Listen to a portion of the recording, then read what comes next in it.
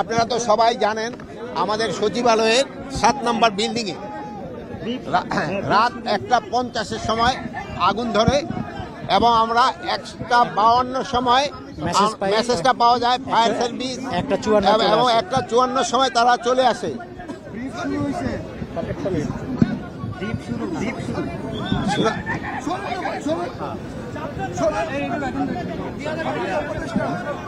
আমি আবারও বলতেছি যে আমাদের সচিবালয়তে আমাদের আপনারা কথা বলতে আমি কি বলবো বলেন,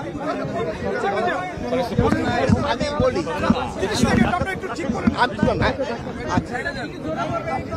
আমি জোরে বলতেছি, শোনা যায় আমার কথা? জি জি কি বলেন? আমাদের সচিবালয়ের 7 নম্বর বিল্ডিং এ 1:50 মধ্যে আগুন ধরে 6 তলায় এবং আমাদের ফায়ার ব্রিগেডকে 1:52 খবর দেওয়া হয় এবং তারা 1:54 থেকে তাদের কাজ শুরু করে এবং সকাল 8টায় আমাদের 8:05 আমাদের আগুন সম্পূর্ণ নিয়ন্ত্রণে আসে এবং এই ঘটনায় আমাদের ফায়ার ফাইটার একজন শাহাদাত বরণ করেছেন।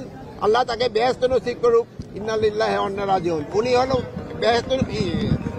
রোড অ্যাক্সিডেন্টে মারা গেছে। উনি একটা পাইপ নিয়ে সচিবালয় থেকে রাস্তা পার হয়ে সচিবালয়ের দিকে আসতেছিল। এই সময় একটা ট্রাক তাকে ধাক্কা দিয়ে তারে আহত করেন এবং পরে তারে হসপিটালে নেওয়ার পরে উনি শাহাদাত বরণ করেন, ইন্তেকাল করেন। আর এর সাথেও আরো 2-3 জন সামান্য আহত হয়েছে, তারা সবাই সুস্থ আছে।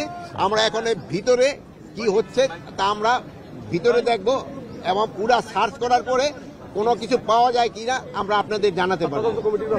আর এটার ব্যাপারে আমরা একটা তদন্ত কমিটি গঠন করে দিচ্ছি। ক্যাবিনেট সেক্রেটারি অলরেডি ইনস্ট্রাকশন দেওয়া হয়েছে, হোম সেক্রেটারি অলরেডি ইনস্ট্রাকশন দেওয়া হয়েছে একটা তদন্ত কমিটি, হাই পাওয়ার একটা তদন্ত কমিটি করে দেওয়ার জন্য। এটা ইনভেস্টিগেশনের আগে আমি তো বলতে পারবো না, ইনভেস্টিগেশনের পরে আপনাদের আমরা জানাবো। কত সদস্য তদন্ত কমিটি হচ্ছে এখন?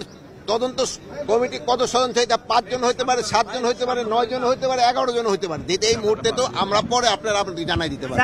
স্যার সচিবালয়ের মতো এত সুরক্ষিত একটা জায়গায় এইভাবে আগুন, শুনেন, অ্যাক্সিডেন্ট তো সব জায়গায় হইতে পারে, এটা তো এই জন্য তো অ্যাক্সিডেন্ট বলা হয়। সচিবালয় হইতে পারে, দেখো তো সচিবালয়ের ভিতরে তো গাড়ি রাখা হয়।